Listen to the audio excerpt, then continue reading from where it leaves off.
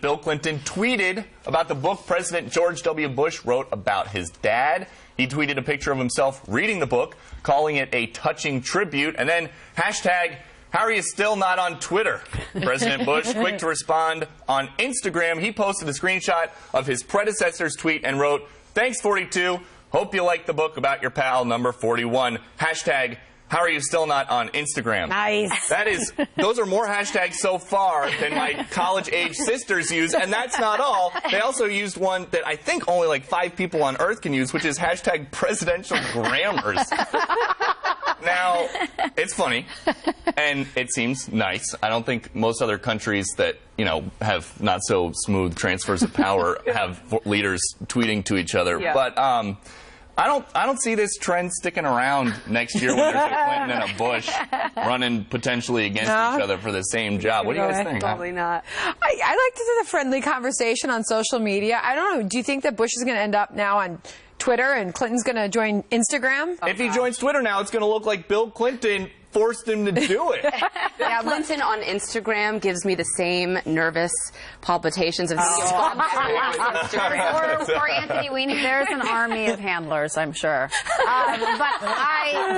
I think is interesting about this relationship is if Hillary ends up running against Jeb Bush, and I just keep, you know, I'm so fascinated by the fact that there is a real affection between these two families, between the Clintons and the Bushes, you know, and that they might switch to like a direct message. It might not be so nice. I think it's good, and I think it proves that in families and in politics, relationships matter, and I think that's something that, you know, President Obama can learn from. He probably needs to spend a little less time with Valerie Jarrett and a little more time, maybe, you know, on social media with some of the social media, or talking to them directly. Yeah, you gotta imagine, to be a president, it must be pretty lonely, because how many U.S. presidents are still alive that you can talk to, which is why I love seeing this. And you're right, Rachel, it would be tremendously beneficial for President Obama to be close to these two. I love to see them get along. I think we don't see enough of it. Well, so, but it looks like now Clinton is helping Bush promote this book. Are they now both going to be asked, is Barack Obama in 2 years going to tweet to both of them, hey guys, how about a shot? Can you just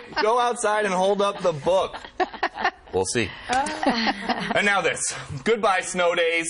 Kids' favorite part of the winter is now a thing of the past for one private school in Minnesota. The principal announcing that students will now have to log on from home when the snow piles up for virtual class days. This after a successful test run this week when parts of the state got hit with over a foot of snow. Students didn't like it at first, but now most say it's better than making up the days in the summer. Minnesota's Department of Education is now looking at bringing these virtual classes to public schools.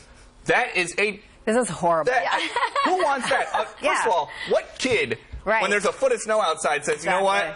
This is terrible because in June I'm going to have to sit for 8 more hours in a class. I can't think of anyone. This is a travesty. It's terrible. I can't. It was what are you talking about? Andrew's a fan of it. You would rather be sitting and looking at a computer than being outside? If I were a child, which I'm not anymore, I would think this is awful. However, I'm thinking about all the stay-at-home moms that are like, woo, woo. That's right. Class is in session. And it doesn't ruin a whole day. I mean, if they're on the internet, they'll get their homework done quickly. They can have a movie. They can have hot chocolate. They can play in the snow, and they can do some chores for me. They'll be home. I think it's totally great. I think it's a great idea. I think it's a travesty. I would think, God forgive me for saying this, but I think we used to like pray for the snow day to actually happen, you know. But listen, I think there is a plus side to this, and you mentioned that the snow days would then run into your summer. Yeah. So growing up in the Chicago area, we had a lot of snow days, and all of a sudden our summer break got shorter and shorter and shorter. So I see that point of view.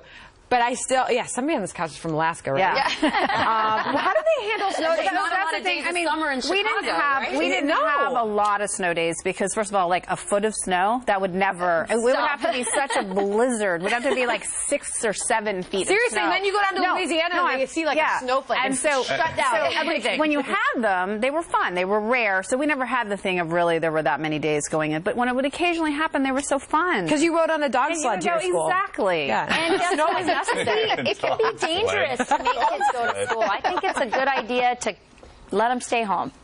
we convinced That was not you. my parents' take. The waitresses never showed up, so if I had a snow day, I got hauled into the restaurant. Snow days, though, are the best part about snow days are the best part. I heard of, you did a dance, with your pajamas inside out. My or something. sister used to turn her pajamas inside out and flush ice cubes down the toilet, and I gotta say, it worked about 50% of the time. Oh my gosh. I understand. So was this last year?